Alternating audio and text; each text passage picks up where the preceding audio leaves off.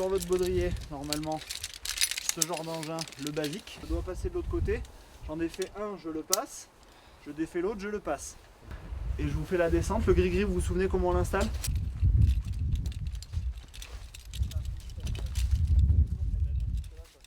On va revoir les basiques. On a un petit atelier ici pour juste réapprendre comment on se met sur la corde. On va s'en servir pour les révisions, enfin les réapprentissages du début maintenant. Ça, comme ça. Voilà. Comme ça. Voilà. La poignée, en fait, tu vas appuyer dessus au niveau de la tête ronde. Ça. Alors, appuie dessus vers le bas, vers le mousqueton. Il faut que vous vous cassiez la tête à vous dire si je monte en diagonale, mon autobloquant il marche, mais si je descends en diagonale, je fais comment? C'est très important parce qu'on n'a pas l'habitude, on n'a pas tous le même niveau. Certains font de l'escalade en privé, moi je n'en connaissais pas, donc tout ce qui est corde, tout ce qui est matériel très technique, et c'est important de le faire en révision pour être optimum en intervention ensuite, quoi. Tu défais ta corde, mais en gardant la main sur la corde en bas. Vers le bas. Voilà. Voilà, tu t'es longé là, ouais. T'es sécurisé. Remets-le là-dessus. Max, tu te mets en tension. Alors quand ça fait ça, là, remonte le bel. Voilà. Tu comprends? C'est mieux. Si tu la pousses trop contre le nœud, comme c'est une came, Ouais. tu ne peux plus la débrayer derrière. Avant de te libérer d'un relais, toujours vérifier que tu es sous tension avec autre chose. Les erreurs qui peuvent arriver, c'est que tu es dans l'air, tu penses à ta victime, et du coup tu penses à t'attacher, tu l'es pas.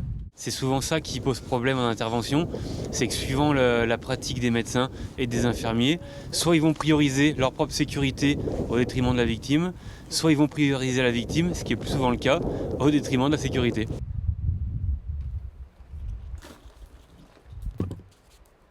Si je veux aller moins vite, je vais moins vite. Je le mets tout là, sur le truc.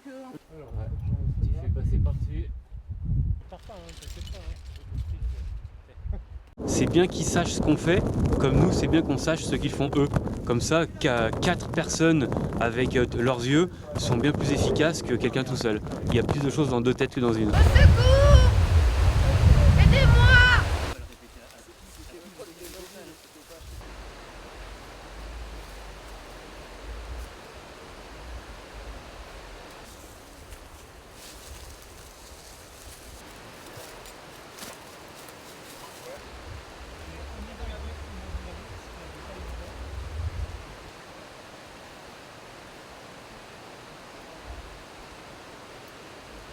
On leur apprend un petit peu à se servir du matériel du SAMU. Ils nous préparent la perfusion, ils nous sortent les ampoules pour soulager la victime. Et puis on va mettre ensemble la telle de genou pour essayer de remonter la personne dans les meilleures conditions.